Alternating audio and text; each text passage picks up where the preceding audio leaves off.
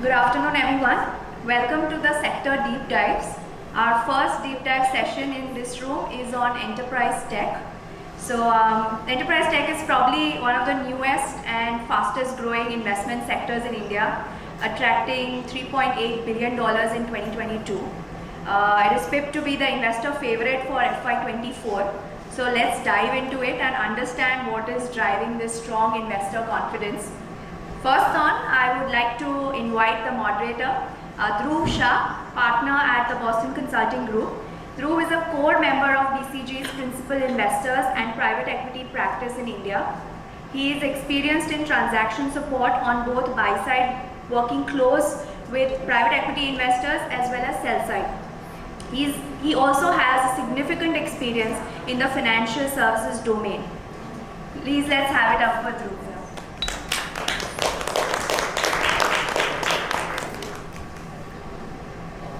Joining Dhruv on stage is Gautam Mago, founder and general partner of A91 Partners. Previously, Gautam was a managing director at Sequoia Capital India and also worked at McKinsey & Company. He is an alumnus of IIM Calcutta and the University of Mumbai. He currently serves on the boards of Exotel, Videoverse and InShots, and has previously served on the boards of a number of companies including Oyo Break, Oyo Rooms, Rupeek, Star Health Insurance, Capital Float and Urban Ladder. Please let's welcome Gautam Mago. Our next speaker is Manjot Pawar, Vice President Lightspeed. Manjot's career path has been a roller coaster ride, and she brings deep experience as an operator of over a decade in her approach towards investing. A daughter of immigrants in India and the first girl in her community to have a job, she started her career as an engineer at Google in Silicon Valley.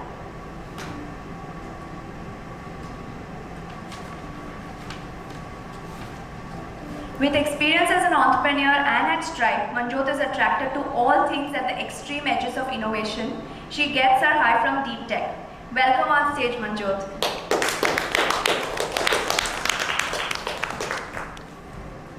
Next we have Dr. Rashi Gupta, co-founder and chief growth officer at Rezo.ai. A data science professional with expertise in data mining and developing statistical and computational strategies for handling complex data sets, Rashi has designed and developed models which have been published in world-renowned journals. Rashi has been the senior group manager at WLSA Global Services, subject matter expert at Absolute Data, lead data scientist at Core Z, and assistant professor at Jawaharlal Nehru University.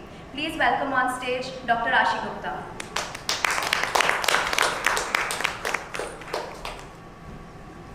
Vinayak Srivastav, CEO and co-founder of Videoverse, a video technology company that encapsulates an ecosystem of smart video editing tools using AI and provides next-generation platforms for all enterprise and individual creators. He, along with his partners, identified a need for automation in the video content category, giving way to inception of Videoverse. In his current role, Vinayak spearheads the strategic goals of the company to create profitable future roadmap. He has built a sales and marketing strategy from scratch, and under his leadership, the company has witnessed significant growth of over 200% a year. Welcome on stage, Vinayak. Over to you. Thank you. So, as you know, the topic of discussion today is enterprise tech, a space which has seen a lot of innovation, a lot of investor interest. As we know, spike in valuations, especially during the COVID period, and then of course markets have normalized since then. Also some challenges from a bid-ask perspective and a spread perspective right now in terms of deal making. But still, I believe a lot of interesting business models out there, and would be great to hear from the panel their perspectives on this segment. So let me start with you, Manju. As you look at the next few years, what are some of the key segments within enterprise tech which you would think will attract a lot of investments going forward? I think I'll simplify it for the panel here, for the panel as well as the audience here. I'll not say some sub-segments, I'll just say one thing, and that one thing is generative AI. As much of a buzzword as it is, I'm a believer. I think it's one of those trends which not only do you never see happen very often. Not only do you should feel yourself, very lucky if you see it in your lifetime. It's also one of those things which I think is way stronger than the past trend lines of, mobile or location or other trend lines that we've seen. I think if there's one area that will not only attract capital but also interest and real use cases, that will be generative AI. Gautam, what's your perspective? I actually don't try to answer that question, so I don't have a perspective. I think the generative AI will be used in many areas. I think the surface area of enterprise tech is so wide and so large that there is value to be created everywhere. And so at least in our mind, we try to think about both what is changing and what is not changing. And sometimes enduring value is to be found in things that are not changing, where you can incorporate things that are changing. So I think what Manjot said is correct, but there is so much. I mean, it's staggering, the surface area of enterprise technology. I mean, I don't know how many $1 trillion is spent, and each sub-market is a unique market. And so to that extent, I actually don't answer that question. So I don't even attempt to have an answer because it's an impossible question to answer, at least I think. Well, just building on the topic of, let's say, generative AI, like if you think about your businesses, let me start with you, Rashi. How do you think about innovation, and what do you think of these trends that are playing out in the industry? So I would say if it's when you talk about innovation, right?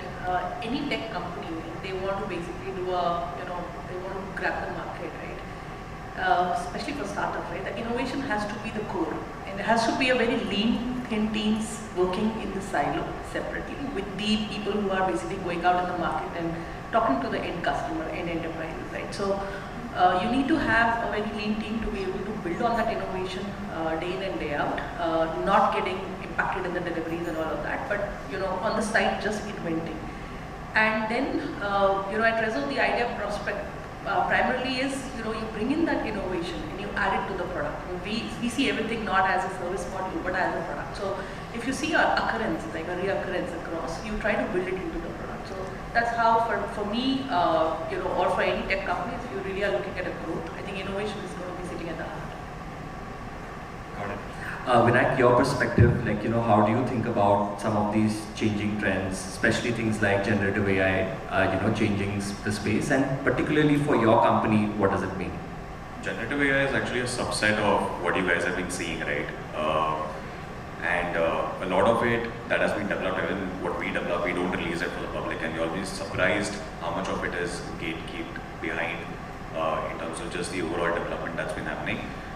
Innovation, any company having a core of innovation is going to get disrupted very fast. Building AI modules or building anything that's core to your company can be disrupted in a matter of weeks, if not days. In today's world, with AutoGPT and ChatGPT coming in place, you can develop anything literally if you have the right understanding of how to use it. What's important is to understand the problem statement that you're solving as a company, to build a business around it, and to build a brand. Everything else, including your LLM pipelines and your models, can easily be replicated. So saying that there's going to be an innovation system built into the company and I'm going to develop XYZ things and that's going to be a core to my company is not true. It's not just going to be your moat, and it's not going to be able to, you won't be able to defend it for a long period of time, because someone will come and build it much faster than you. You took maybe years to build it, someone will build it in a matter of weeks now. So you'll have to understand that building a business is more important at this period of time, rather than trying to put too much of effort trying to innovate, because and don't try and innovate the flywheel because it's already solved for. LLM containers are going to solve a lot of your training on the AI and all of this, and generative AI is just a buzzword. It's just a part of what you can actually use to kind of create multiple images, videos, audios and all of that. The real work is actually in the LLM containers that's actually going on right now. So you're going to see a lot more change, and today's generation and what we are going through right now is a similar phase of the iPhone era when iPhone had been launched, right? It's going to get disrupted, and all of you all should just be aware that whatever you all are seeing right now is going to keep changing in a matter of few months.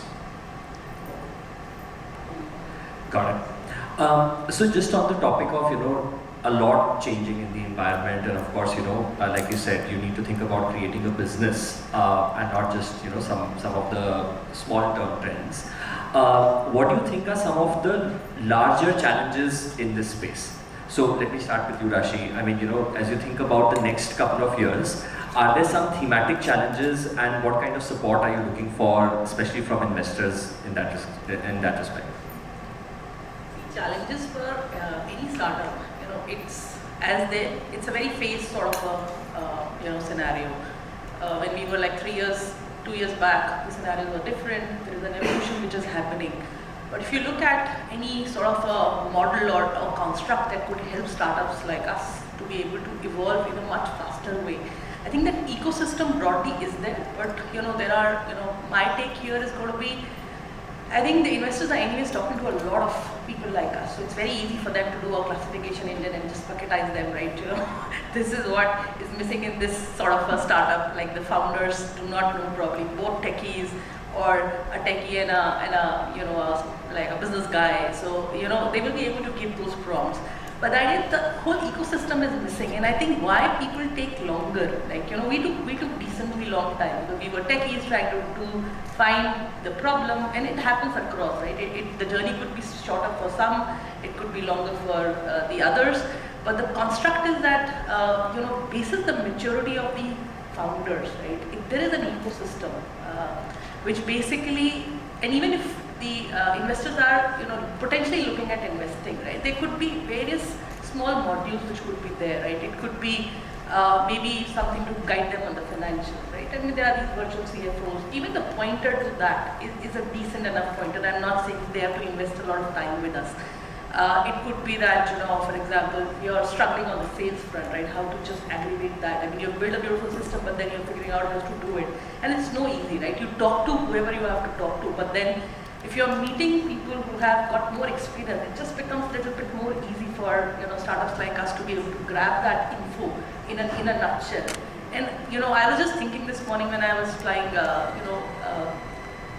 I think this community of investors, they have met so many people like us. They know the struggle that we go through. My struggle 5 years, I can list down like potentially this is going to work. Like if I can give a cheat sheet to somebody. I always hear there is no cheat sheet, but I think with the struggles that people have invested, there could always be drafted like a cheat sheet, which could be very handy for somebody to be able to. I'm not saying this is going to save them time. The journey has to be there. That learning has to be there. But still, these pointers really help. I mean, it's up to the founder. They want to invest that, take that up or not. But it's anyway, it's going to be like some information out there. Grab it and up for take. So this is my my request primarily going to be, because it just would be a nice guiding sort. But it's not going to be like a a thorough sort of a thing. Maybe basis the majority of the founders, something's going to be relevant, something not relevant, sort of a scenario. Interesting. Vinayak, your take? You're putting me on the spot. My investor is right. So me and Gautam keep chatting about this, and I have just realized this over a period of time, right? And my perspective is a little different from how Rashi thinks about this. Investors are in the business of investing.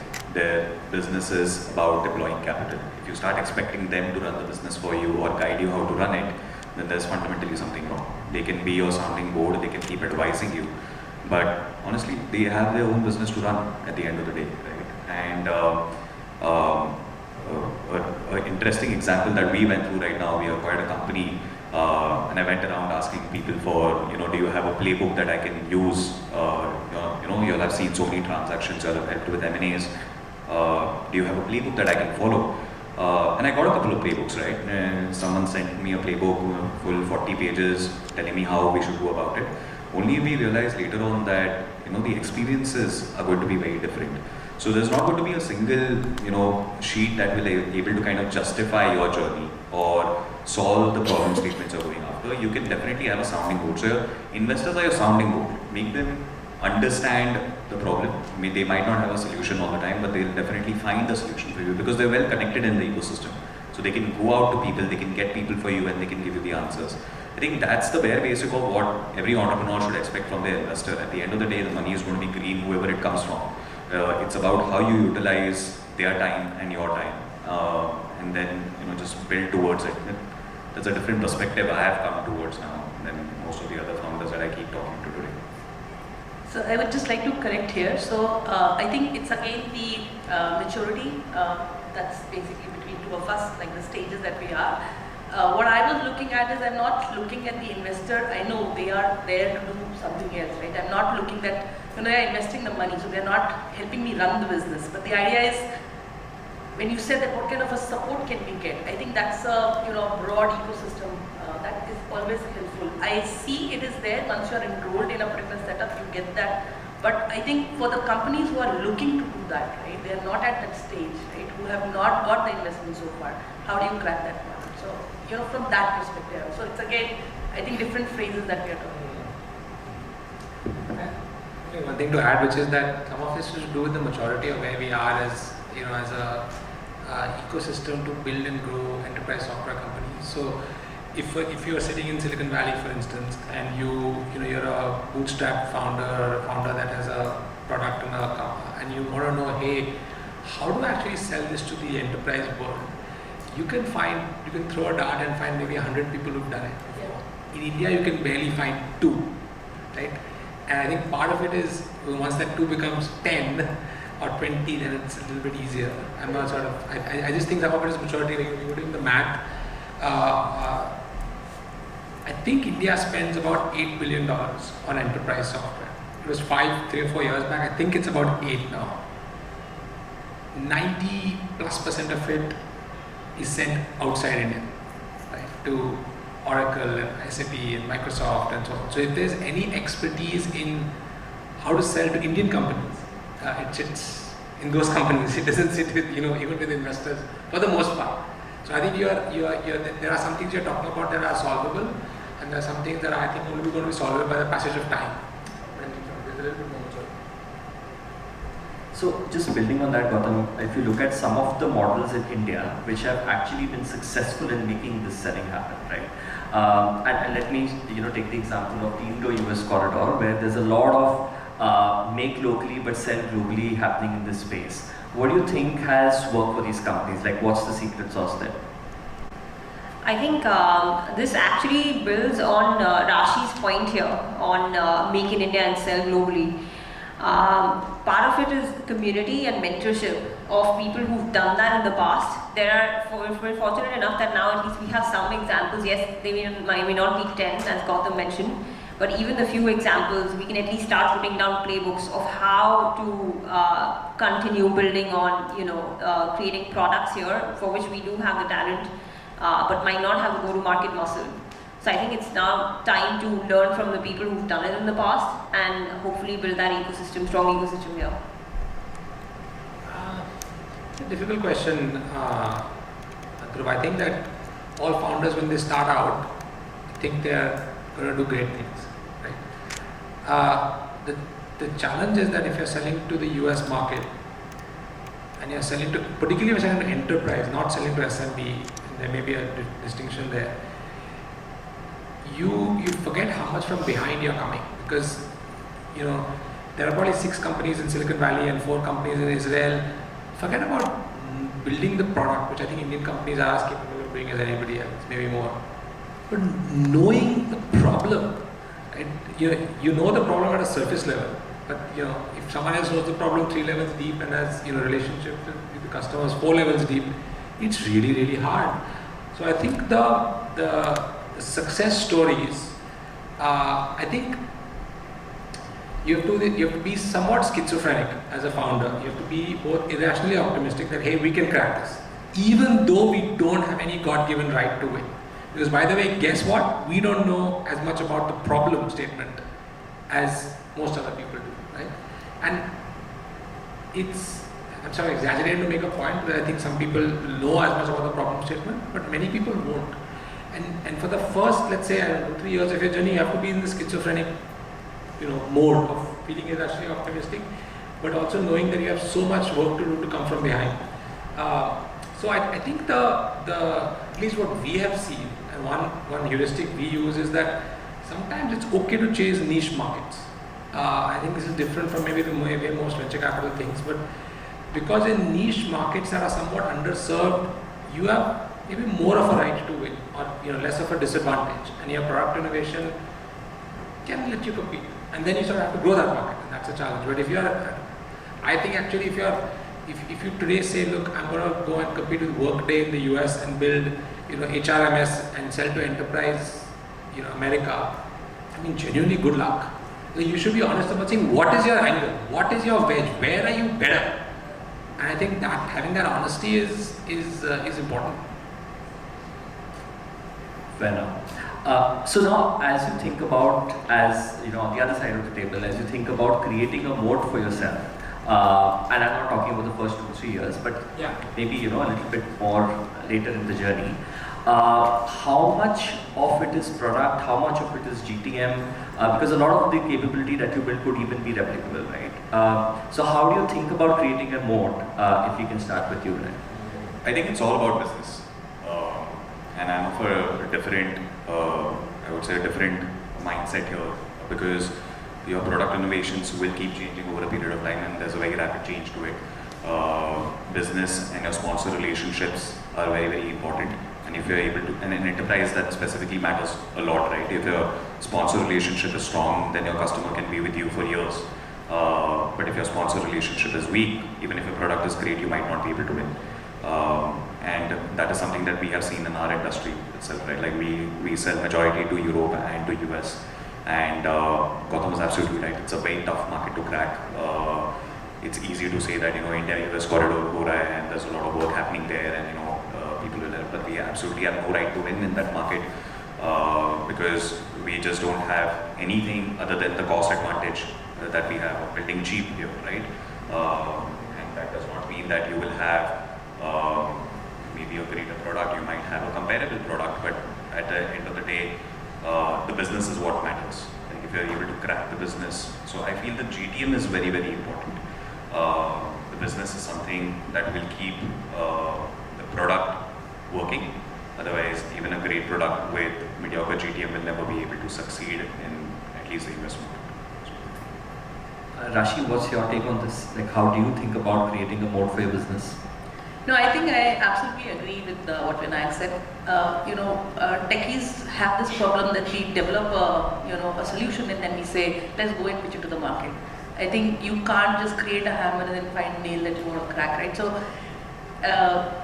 unless and until, and you either learn it, hear it from the people who have struggled, or dwell that time and then get that learning. But broadly, you need to have a GTM, you need to know the business, you need to know the partners, and the major idea is grab the market initially, like do a quick penetration, do quick deployments. And then when you hear from your enterprise clients, you can slowly get into that whole innovation and the product. So first core thing is to just build the GTM, get to the to that initial level of deployments and show your capabilities, and then parallel keep building on the product. But yeah, I think the sustenance in the long run is going to be the product, but penetration to understand what it is has to be the GTM. Got it. Shifting gears a little now, looking at more on the valuation side of things. Tech stock volatility has been the talk of the town more recently. There are questions on whether there are fundamental challenges in the business model or it's more of a temporary sort of shift. What's your take? Are there sort of fundamentals which are strong and this will bounce back and the markets will reward these businesses again, or it's more of a market correction which was long due? Go ahead. I actually separated with early versus growth first of all. Honestly, early it has not really corrected much, if at all, especially seed, pre-seed. So early still goes strong, and in fact, we should separate, how we feel about the market broadly versus how genuinely exciting early stage is right now. Secondly, on the growth stage, I feel I'm more of the camp of much needed, long due. So even if you go back and look at the valuation multiples and things that are current right now and what they were in the past, it's actually not that much, there will still be, I think, correction in the sense that the valuations might come up a little bit more, but it's not actually that as bleak as news reports might portray it to be. So yeah, that's why.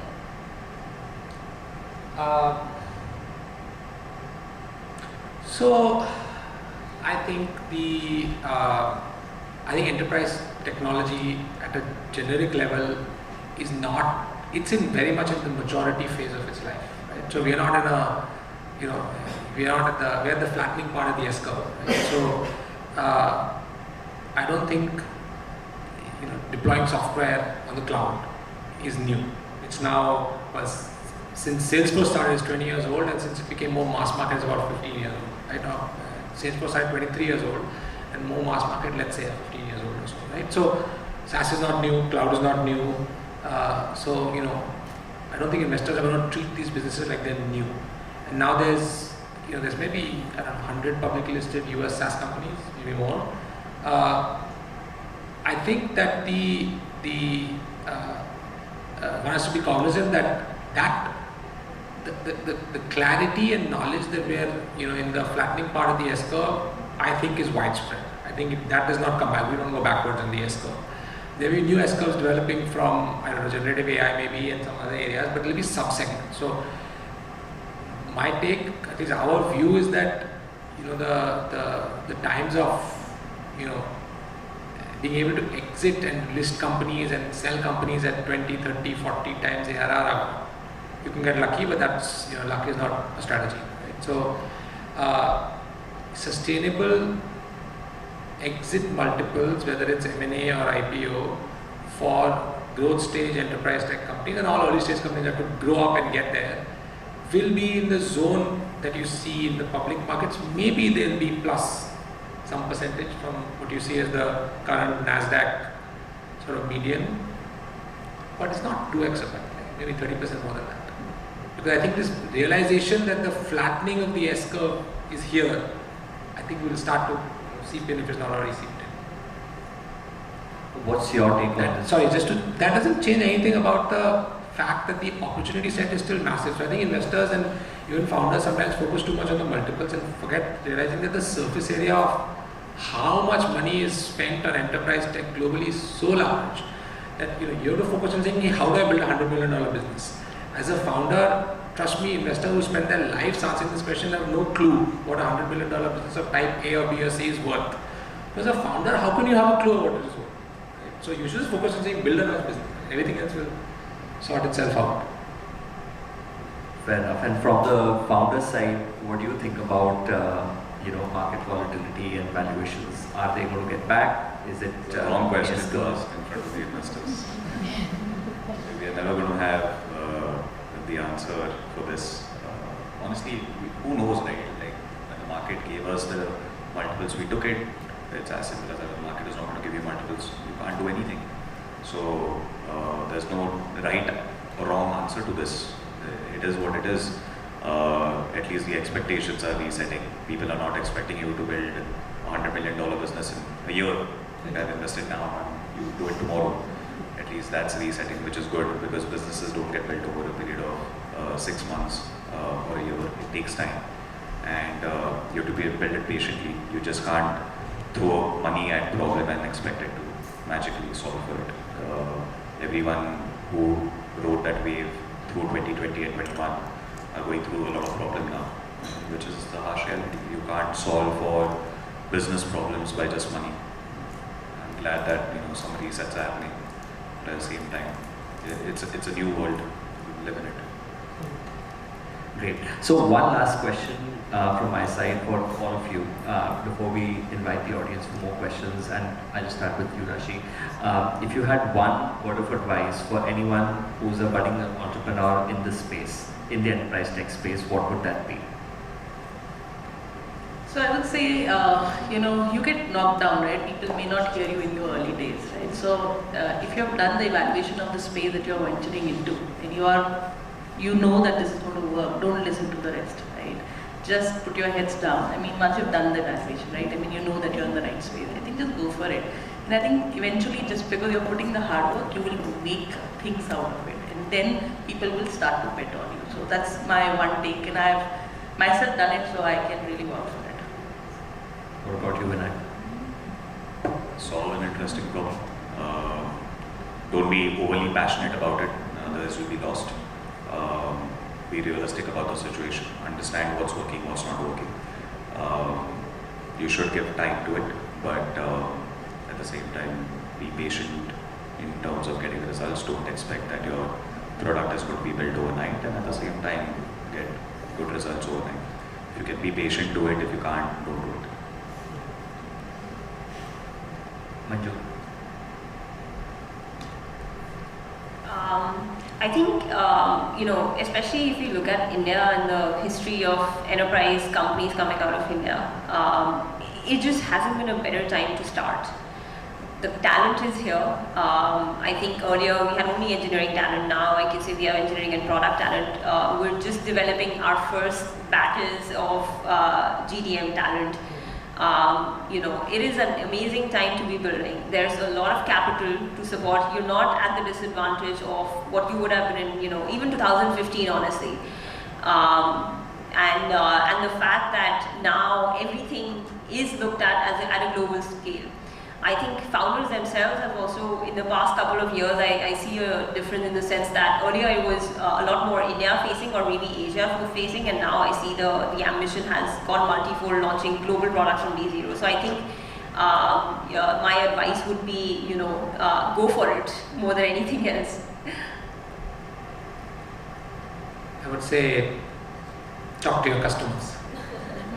Talk to your customers and focus on the two things. Great. Thank you, panelists. Now let's just open the floor for questions from the audience. I'm sure you've got some more questions on your mind. Anyone who would like to?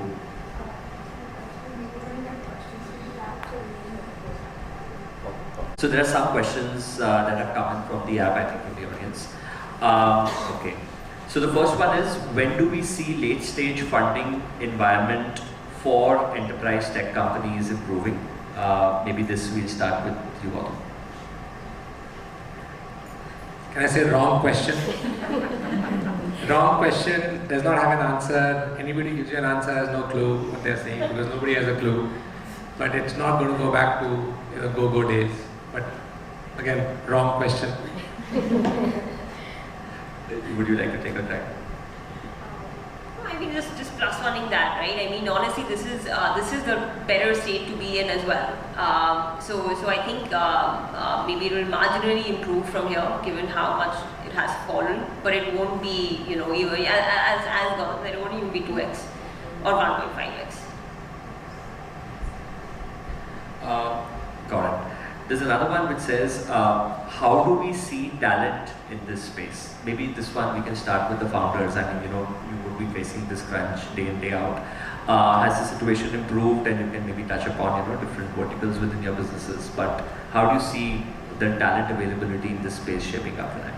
I think it's improving slowly. A lot of people that are stuck up in their jobs at the big bank companies have come to realization that over a period of time it's better to just move out of those companies if you've gained enough experience, start working with startups.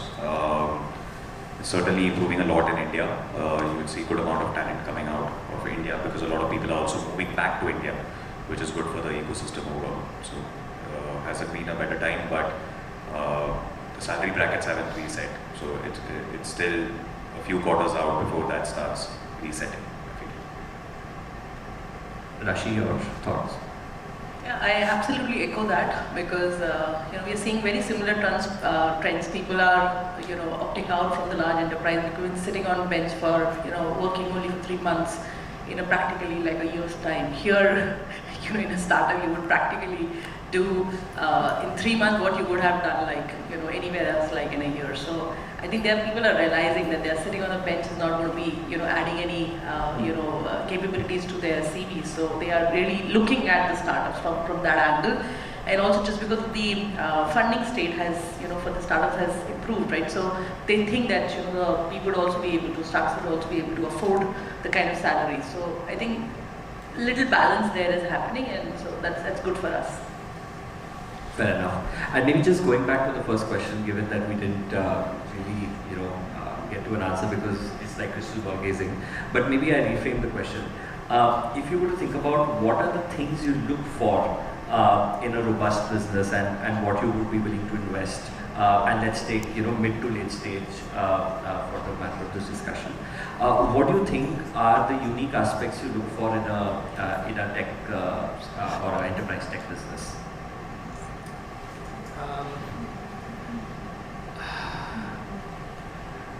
Honestly, if you think about the highest level questions, they are no different for enterprise tech than they are for sort of anything else, right? You look for a reasonably interesting market. At least we have a point of view that maybe if it's not ginormous in the context of enterprise tech, it's okay. Because inherently the business model is very profitable. You have 80-90% gross margin, so you can make good business even at smaller scale. But I think the crux of the difficultest question that we have to look for and try to look through the fog and try to answer is, can you be, particularly if you're studying overseas, can you be one of the top 2 companies in your space? I think it feels like strategic value is poor if you end up as number 8 company, number 7 company, even in a very large market. If you're the 7th best CRM company selling to America, so that's the difficultest question we try to answer as best as we can at mid stage and beyond. Not easy to answer, and it doesn't always admit of a high fidelity answer, but that's the attempt. Manjot, I'll actually extend a little bit what Gautam said on being number 2 or 3, and how critical that is as VCs. I think I've concluded that as it's better to be a SaaS founder than a SaaS investor. Having been on both sides, and it just doesn't make sense for us if it's something that is smaller than that scale. And I agree that niche markets, if done right, and you, let's say, become the top 3 players or so, can actually yield a lot of value, can actually create a lot of value. Great. So, in case there are any other questions, final question. The investors, from an LP lens, given the current environment right now across the world and in India, what are their top concerns? Because it is a niche space. What are their top concerns? Do you see that shifting? How excited are they about India, specifically on the enterprise tech space? Your views on that would be. Just like everyone else, they are overexposed to private market tech globally, so they're all trying to rebalance what that means, or most of them, at least global LPs are. I think there is emerging enthusiasm for enterprise, for India SaaS, let me call it. But experienced LPs have seen this movie before many times. There was, I think the venture capital industry around the world is good at beating the drum very loudly. Whether the drum has substance, the drum is hollow, is not, only is revealed in the fullness of time, right? So I think experienced LPs have healthy dose of skepticism to say this is a good trend. Is it a trend that will yield, tens of companies that are worth, that have few $100 million or more of revenue? I think, don't know. But it's, at least there's optimism that there's a chance that some meaningful companies will come out of here. So if you look at the history of India, right, there's about $500 billion of market cap in traditional tech services, where absolutely India has a right to win, because you need large teams of people, and if you need large teams of low-cost people, frankly, there's nowhere to go except India. The challenge with today's software development world is you need small teams of highly capable people. You can find them anywhere. You don't have to be in India. You can be remote, you can be global, you can be in Eastern Europe, you can be in Israel, you can be in Australia, you can be in America. So I think what is the appreciation that I see is you can also be in India. People wouldn't have said that 5-7 years back. But do you have to be in India? No. That's why I think the sophisticated LPs. Yeah.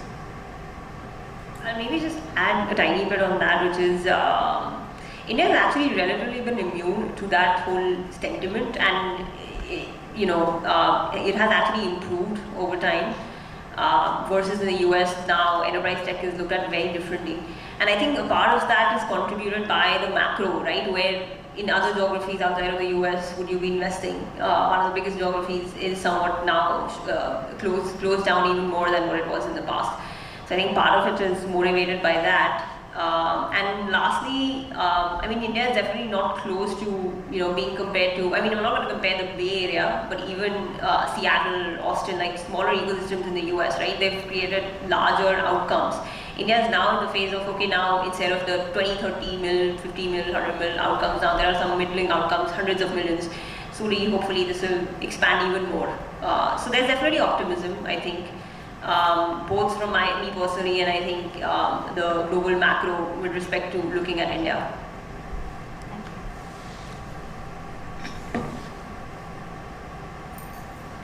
Any other questions? We've got one over the back.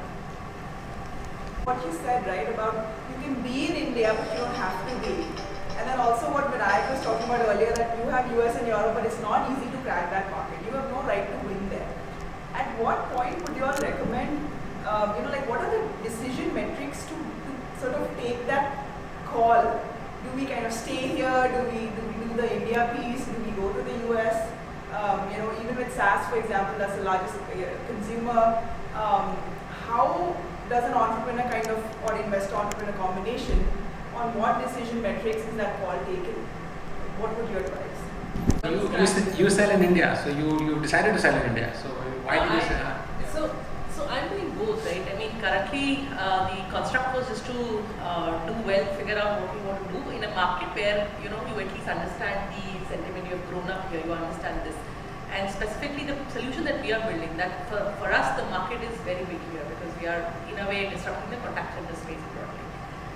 But I think the money, obviously, for various other reasons, lies in the US market. But yeah, it's hard. And then I really wanted to check on Vinayak as to how has he been able to crack it. So I think for us, we are on that verge that we've been able to now figure out as to how to roll the wheel in India market, but then figuring out how to do the US. So. We had no other option but to go outside India because there was a very limited set of clients that we could serve in India. All the top broadcasters ended up becoming a client, which means that we had no one left back in India, which was a default mode that we had to start looking for people outside. For every company, it's different. For us, it was very imminent that we had to serve outside. So we took the bet very early in our journey. Even before we ended up raising our Series A, we had kind of started doing this, where we started working with consultants through GLG network, and we started telling them that our clients are going to take a commission out of it. So it depends company to company. You just need to understand when to kind of switch gears and go out. Trying to serve in a market which does not appreciate you long enough is also detrimental. You're going to get killed. You're going to have a slow death. Rather move fast, try and see what markets are working, what's not working, experiment a couple of things. You might burn a little money, but if you don't experiment, you will never know what market is working for you. We did that very early. So we realized that when you get paid in dollars and you have the cost competitive advantage from building within India and then selling it outside, you can actually be competitive to your competitors as well. And that kind of does solve for just serving into the larger markets of the US and the Europe. I think it's a for the most part, if you take a market size view, it starts to become easy and obvious. But the difficult part, and I think this is hard to systematize an individual answer for each founder and company, is when does the company feel ready to do it? Because if you do it before you're ready, the US market is much more sophisticated, both from a product and from a GTM standpoint. If you do it before you're ready, you only get one shot, maybe 1.5 shots. So you have to be cognizant of that as well. I think it's easy for investors to say, "Chalo, go to the US because the market is bigger." But They don't have to do it. No, founders only have to do it. So you have to be ready as a founder. You have to feel ready. It's hard to sort of. It's a very it's a complicated and a very gut thing in some ways as well. It's easy for investors to say. It's a very interesting journey, right? Like you have to genuinely feel confident that you can go and sell. The terminology that we use within our SDRs are गोरे को बेच सकते हो क्या यहाँ से? And you'll be surprised that this wasn't true a few years back because you just couldn't. A Gora will never come and listen to you. There is a massive disconnect. But since pandemic has kicked in, people have started listening to you. People have started becoming more receptive to listening to Indian people selling. Our inside sales teams from India does much better than our field sales teams in US and UK, which means that there is now better response to how people are perceived from India. But still, it's a challenge. You're going to be able to only solve it over a period of time. The ecosystem is going to take time to develop. And there is also this entire conflict with the buyers there and the sellers that confidence, right? That India se to sirf saste cheezein bante. That's changing now, and it's still going to take some time to reset. Yeah, I'd just like to add something here. I think also as what Gautam said, you're going to get only 1.5 shots. So unless and until you're like thoroughly ready, because there the yes or a no also happens very quickly. Unlike India, it takes a longer while. So the yes no will be instantaneous. So you need to be there when you are 100% ready. Unless and until you are doing that, it is going to be a flop show, and then you don't know. I mean, it just comes back to you in a very incorrect way. So be there when you are absolutely ready. Just cautious of time, I think we are at time. Thank you so much, panelists. I think this was a great discussion, thoughtful things around the trends that are shaping, and also a few takeaways for entrepreneurs in the room. Thank you for your time. Thank you.